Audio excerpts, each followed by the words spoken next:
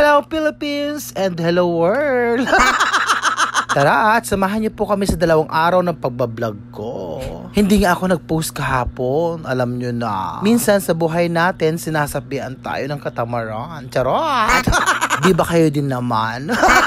So hayan nga, papasok na ako sa trabaho ko kahapon. At heto na nga ang update ko sa tulay, malapit na siyang matapos. Feeling ko nga inaapura nila. Kawawa naman kasi ang mga commuter sa kagaya ko. Aba, mabibilid ka nga sa araw kapag na-traffic ka dyan. Napakahirap at napagkainit-init. O diba, hindi na ako nag-video kahapon. At tapos na nga maghapon ko pagkatrabaho dyan at pupunta na ako para bumili ng pagkain ni Maro. Nag-chat nga siya kahapon na ito na nga lang daw ang kanyang kakainin. Magandang araw po sa ating lahat. Nawa po ay lagi tayong ligtas at lagi tayong mag-iingat para sa ating pamilya. At syempre, araw-araw kong sinasabi, huwag nating kakalimutan magdasal at magpasalamat.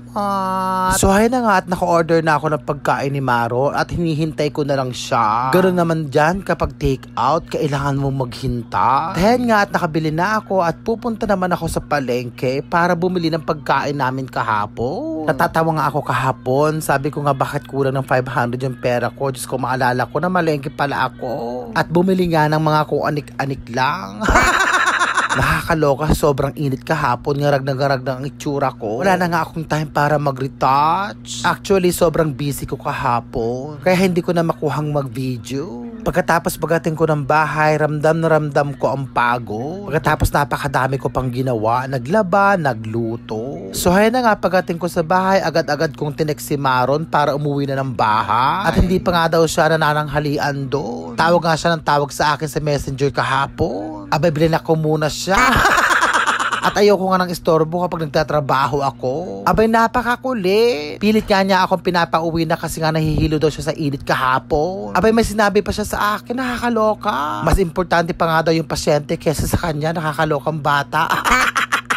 So ay na nga at lumabas ako kanina para mamalengke na pagkainit-init. At dumaan nga ako dito para bumili ng gamot ko. Gamot nga sa high blood. Abay, mahirap magkasakit ano. Alas 10 nga yata ako lumabas kanina dyan. Alas 9 na nga kami bumangon ni Maron kanina. Abay, kailangan ko sulitin ng day off ko ano. At tuwing linggo lang naman ako gumigising ng tanghali. Kapag Lunes nga hanggang Sabado, abay alas 5 ako gumigising. At hen nga at nandito na ako sa palengke. O diba, isda ulit ang bibilin ko. Walang kasawa-sawa. Iniiwasan ko ngang mag-ulam ng karne ngayon at pagkainit-init nga. Nakakadagdag init pa sa ating katawan yon, yung taba.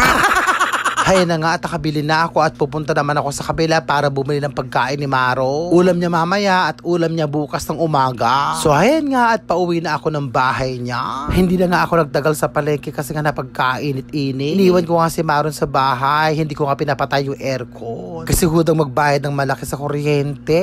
Huwag lang magkasakit. Ayaw nga umuwi ni Maron sa kabila kasi nga mainit doon. E paano naman kapag nasa kabila siya, paaraw siya ng paaraw, lalo nangingitim. So hayan nga, pagdating ko ng bahay, agad-agad ko iginayak ang aking lulutuin. At pinili ko na nga yung pinakamadaling lutuin. Talbog-talbog lang, o diba, hindi na ako magigisa.